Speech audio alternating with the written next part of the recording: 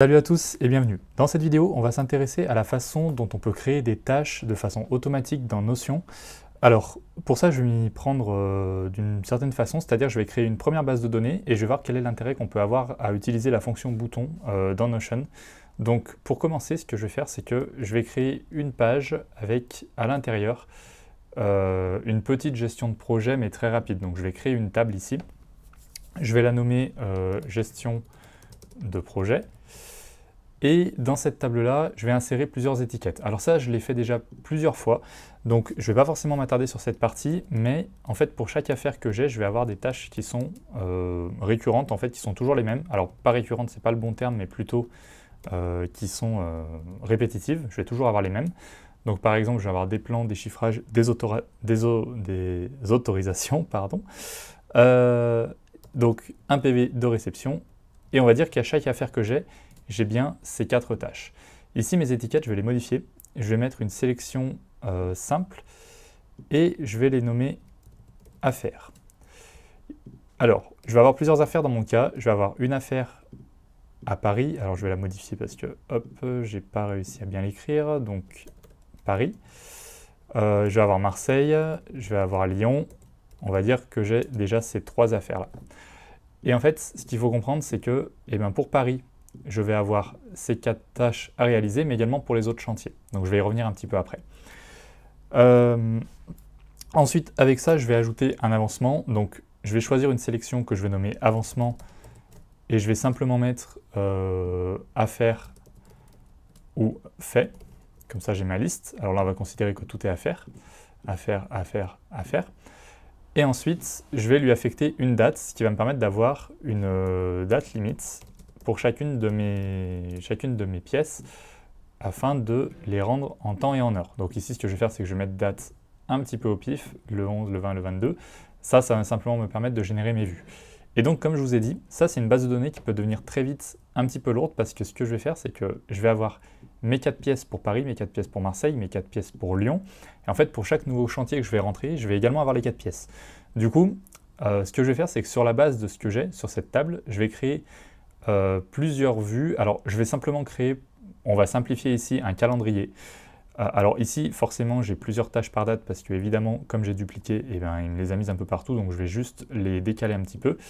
Et là, en fait, j'ai mon calendrier de rendu de toutes mes pièces pour toutes mes affaires. On n'a pas la visu sur de quel type d'affaires on parle, donc dans les propriétés, je vais ajouter l'affaire et l'avancement. Comme ça, je sais où est-ce que j'en suis et je peux avoir mon avancement qui se fait ou non. Pourquoi je vous parle du bouton? En fait, ici, vous pouvez voir qu'avec cette vue-là, le problème que j'ai, c'est que si j'ai un nouveau chantier, je vais devoir rentrer à la main tous les éléments simplement. Donc, si je veux aller plus rapidement, le fait de créer un bouton va me permettre de générer automatiquement les 4 tâches pour éviter de perdre du temps. Donc, je vais faire une nouvelle page juste à côté. Il faut que ce soit une page séparée dans laquelle je vais nommer nouvelle affaire. Je vais faire 2 choses dans cette page. La première chose que je vais faire, c'est d'abord appel à la vue, à la base de données, excusez-moi, de la gestion de projet, donc celle que je viens de créer. Ça va me permettre simplement de voir ce qui se passe quand je clique sur mon bouton. Donc ici, la différence avec tout à l'heure, c'est que ma page n'est pas une table, ce qui fait que c'est simplement une vue sur la table, ce qui fait que je peux écrire au-dessus, je peux écrire en dessous, et il y a une certaine souplesse. Et donc, je vais pouvoir ajouter ici avec le slash, je vais sélectionner bouton, et à partir de là, j'ai un nouveau bouton que je peux renommer. Donc moi, je vais le mettre, par exemple, ajouter une affaire.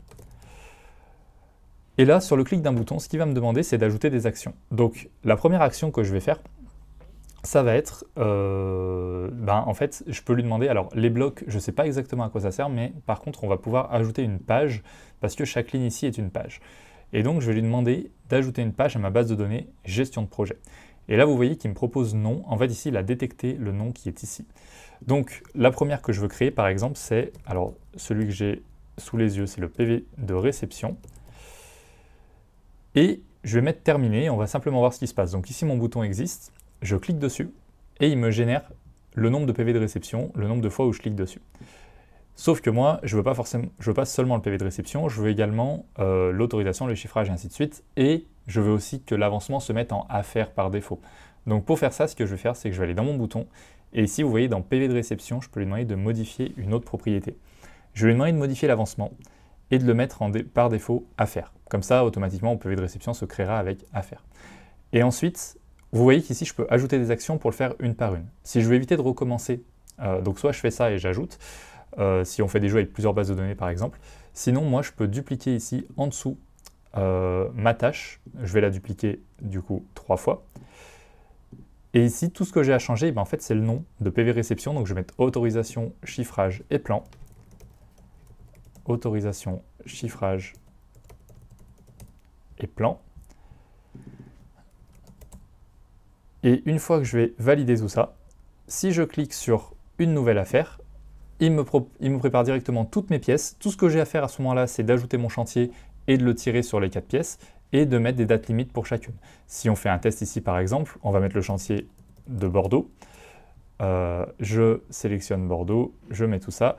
Ma date limite, on met des dates au pif comme tout à l'heure. Donc là, ça va être en début de projet. Ça, on ne peut pas l'automatiser étant donné que ça va changer à chaque fois. Mais je vais sélectionner quelques dates.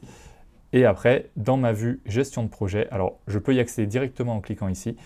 Si je vais dans mon calendrier, j'ai bien les éléments de Bordeaux qui ont dû apparaître. Alors je n'en vois pas ici, on a Bordeaux, ici on a Bordeaux. Et voilà. Et donc le fait de créer un bouton, quand vous avez comme ça des tâches répétitives, ça va vous permettre de gagner ce temps-là de saisie, tout simplement.